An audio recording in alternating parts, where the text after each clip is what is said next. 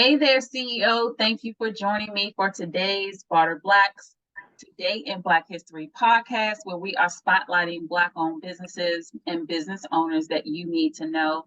I am here today with Miss Uwem Ward, who is the owner of All Made Well Recovery Program and Coaching, which provides executive mindset and recovery coaching to leaders who know that leading well begins with healing well.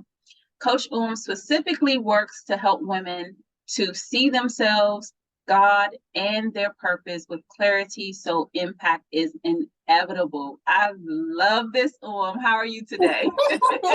I am wonderful. I am Good. so excited to talk to you. Yay. Good. Thanks for joining me today. So I'm going to just dive on in. Tell us about Coach Uwem. Ooh, Coach Uwem. Okay. That's loaded already. So let's see. I was my mom's only child. So I am definitely spoiled rotten. But I'm a mom of four. I am married to my high school sweetheart. I homeschooled for 6 years, was a stay-at-home mom for 12. And yeah. More power to you. That's a whole nother podcast, right? Yeah. But like so those are the kind of like, the overarching basics. But for me, I'm an artist. I love hearing people go deep in their stories. And so I find that people end up talking to me in very odd ways because they feel safe. Right. And so my husband cracks jokes every time we go to the park. I meet somebody and they're telling me their life story and all their addictions. But this is the sweet spot that God has put me in. And I'm so thankful that I found it, because I didn't always know that I had talents and skills that God wanted to use. Well, that's amazing. And I'm definitely not one of those people who knows someone's life story once I leave somewhere. So that's definitely a gift. So with that, tell us what type of programs you offer with All Made Well. Yep. So All Made Well, it's kind of like a parent company, I guess, for different recovery programs. Our signature program is Me Made Well, which is an individual recovery program. We run it as groups. I've also done one-on-one. But within that, it's a 6-month program where we kind of like deep dive into what has your life been and what has created the person that you are today. I find a lot of times we have these experiences and there's so much shame that the world has put on top of it that we hide the parts of us that really are the bright shining parts that God wants to use. And so I create safe spaces for us to talk through those things so that the people that are in the program can actually like see their story with clarity, to say, you know what, this was not good as it happened. I don't try and convince people it was a blessing that you were attacked. Like, no, of course not. But where's the lesson in it? What's the thing that God birthed through that? What is the thing that you can now do? I've had clients that, were struggling through the guilt and the shame of having past abortions. And as they go through something like that, of course, that's a painful experience to have. But on the other side of healing from that, now you can talk to women who have either done it or who are thinking about it, and give them your perspective, not telling them what to do, of course, but giving them perspective. And so what's the purpose for the journey? That's literally the biggest part of what I do, is finding why. What do I do with this now in order for it to not be a burden and a shame, a thing that I'm hiding anymore, but now it's just a part of who I am. Yeah, I mean, I think that we all have that. I definitely have that. I have things, we all have things going on in our lives, and it's just like, oh, if someone knew this,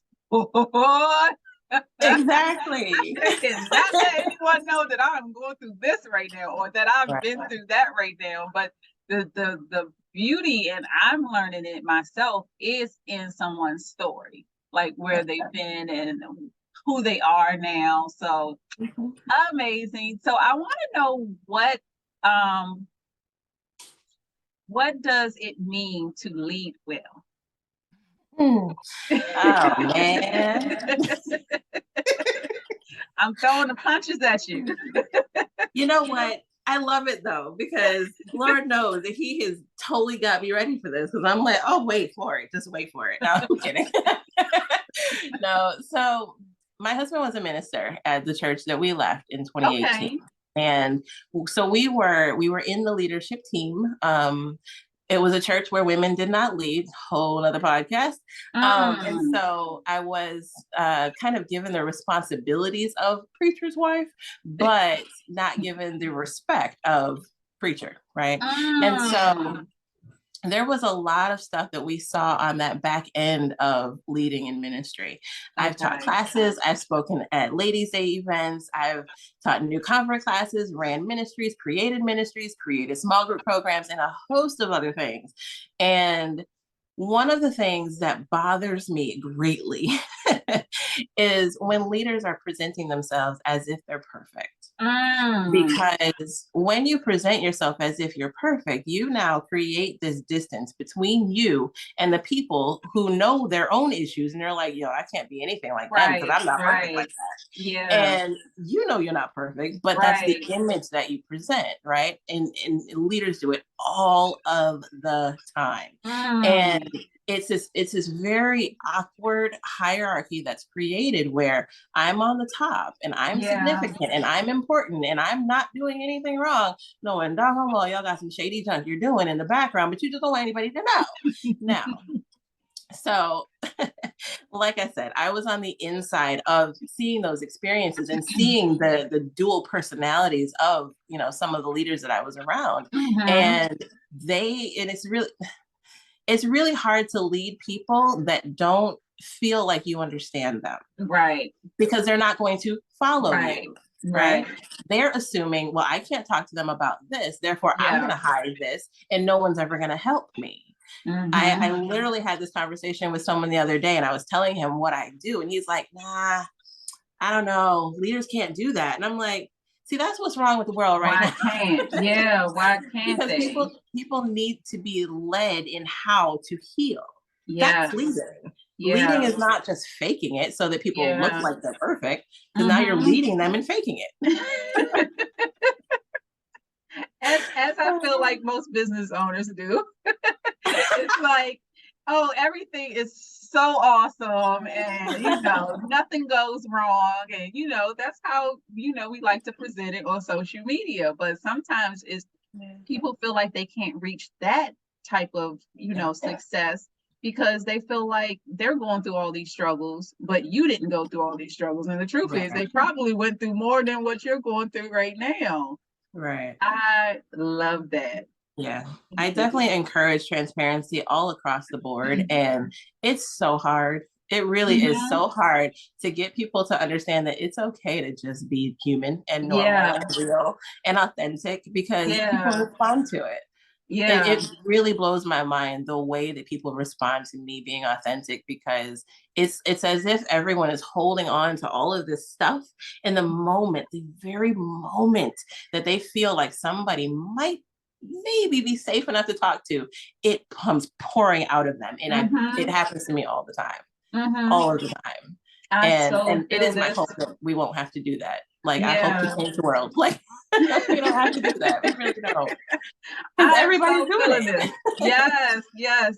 So who would you say your programs are for? And how does someone know that they need a program like yours?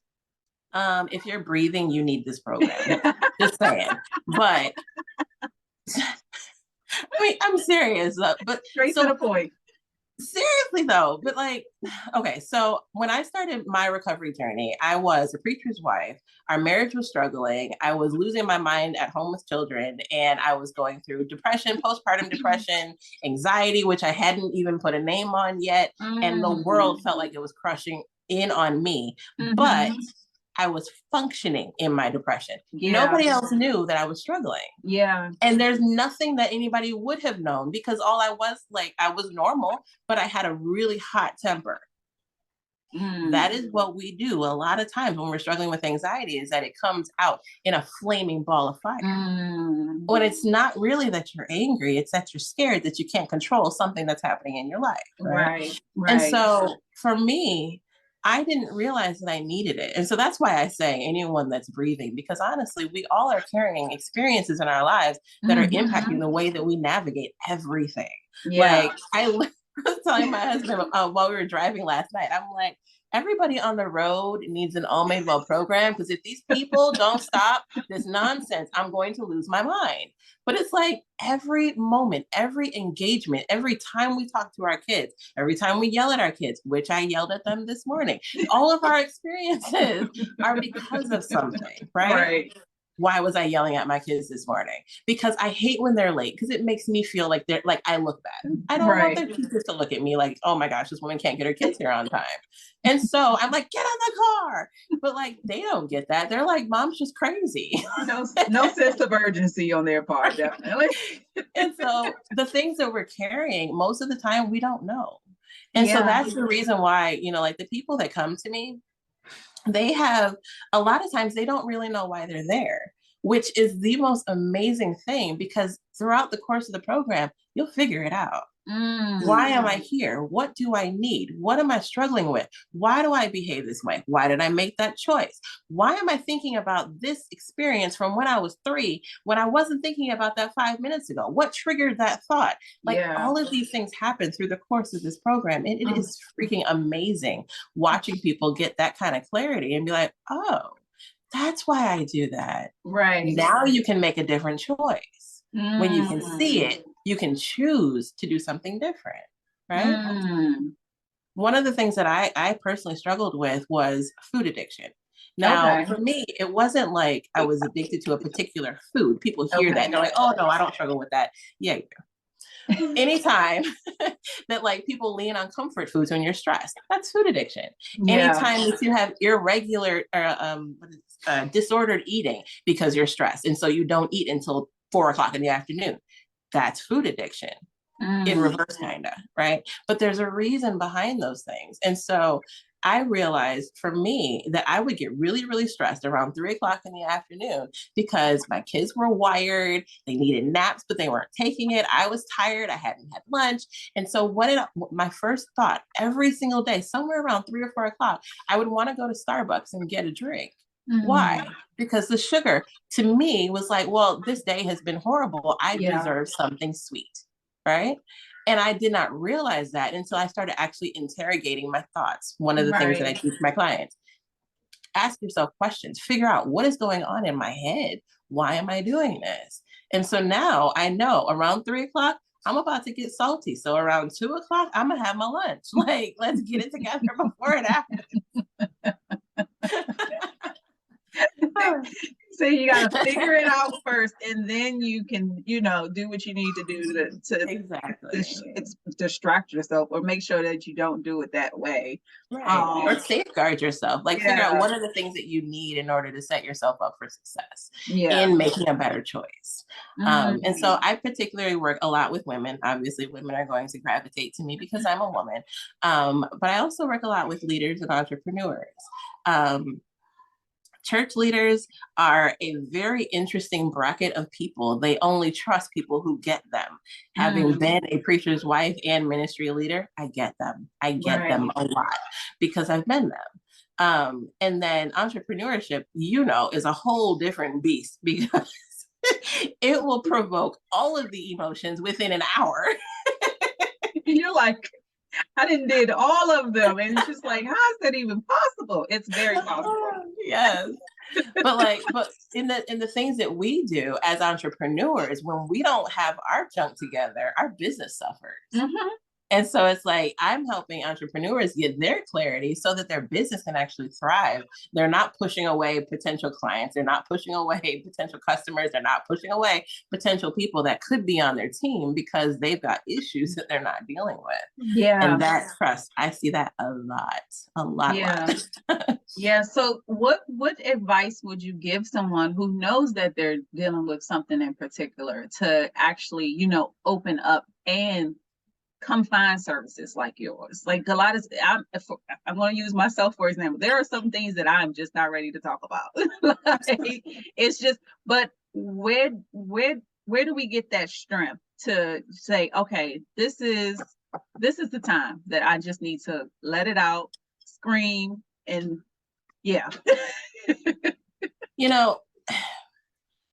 People often think that like when you come into a recovery space or you go to a therapist, that you have to talk about that one thing that terrifies you the most. You don't. You don't until you're ready. Like I do not turn on, my ring light and like put you on a under a magnifying glass and like force you to tell me about being abused when you were 3. Right.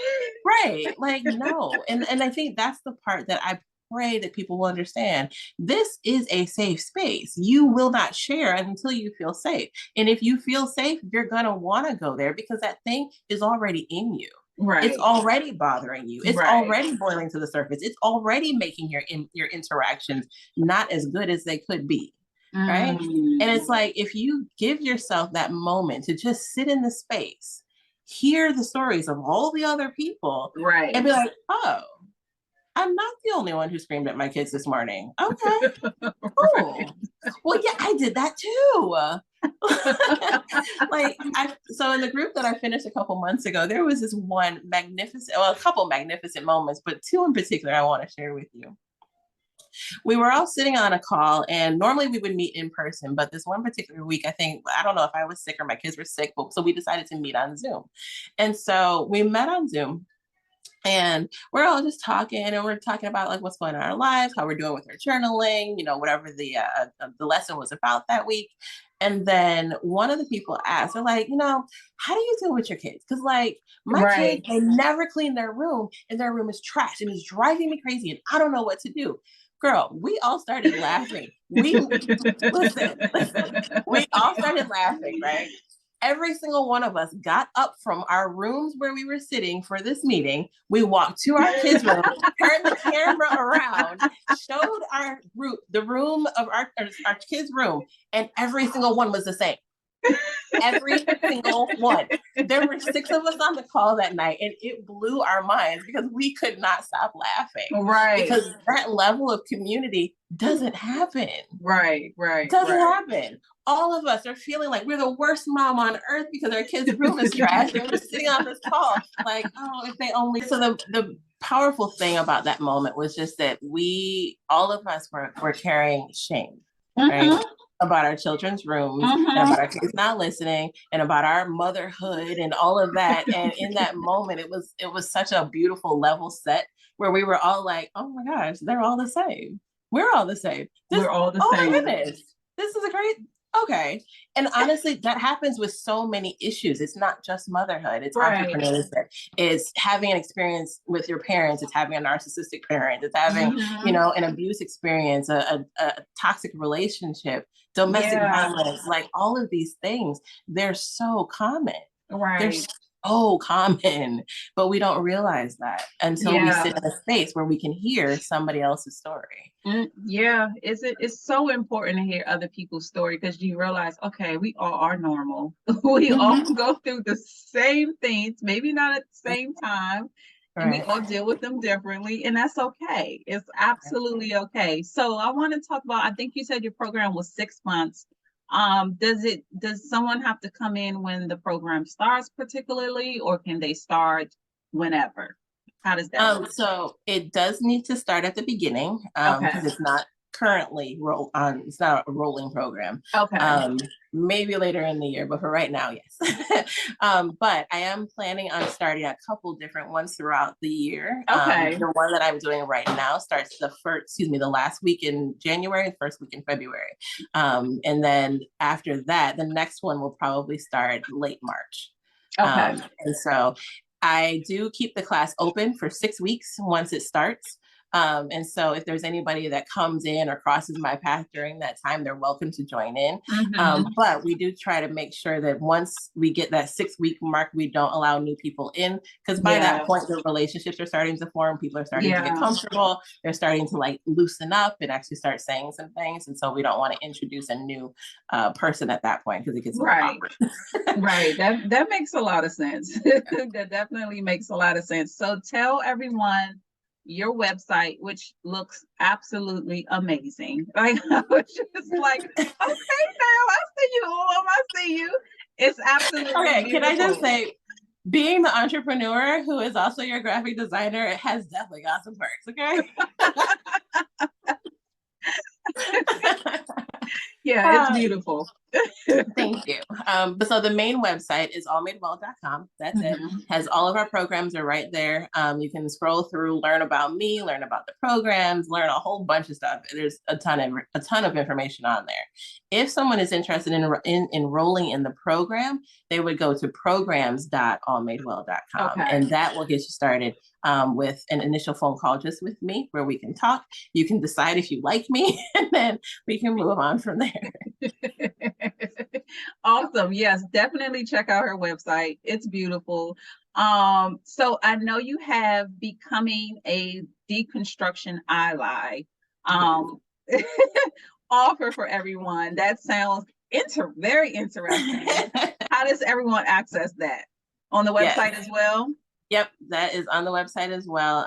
There's going to be a pop-up as soon as you get on the website, and you can click on that and send me your email. I'll send you the information. Because I work a lot with pastors and church leaders, I find that a lot of them are hecka triggered when they hear that someone is deconstructing. And so for any leaders that are like, deconstruction is bad, like this is definitely the thing that you want to get, because it kind of peels back the layers of what people mean when they say that they're deconstructing and why they would even go down that path. Right. From having been a church leader, I have been in that place where all of these terms got on my nerves, but I've also been one who was wounded by church. I've been one who did not get the kind of support or shepherding that I needed as my marriage was struggling. And that deconstruction thing was real. Like God started peeling back the layers in my journey because I was hurt from the church. And so a lot of that is built into this PDF, that it is my prayer will bridge the gap between those that are cringing at the word and those that are running from the church. So definitely go on Uwem's website. Everything will be in the show notes. Her links, her bio, everything about her programs will be in the show notes for you to research, to look at, and to get in contact with her. But before we go, Uwem, I want to give everyone a shot to shoot their shot at you. We know business owners, we already said the struggle is real. Everything is not as perfect as we would like it to be. So what things do you need in your business right now? People can shoot your shot at you for a barter. Right now, copywriting would be very helpful. I am pushing myself to do a lot more email marketing this year. I am a writer, so I might I plan on doing some of that myself because I do write. I just started a blog as well. Awesome. But keeping up with a blog, website updates, email marketing, text marketing, and actually running classes that are saving people's lives. Like I'm tired. So yeah, I need someone to do some writing for me.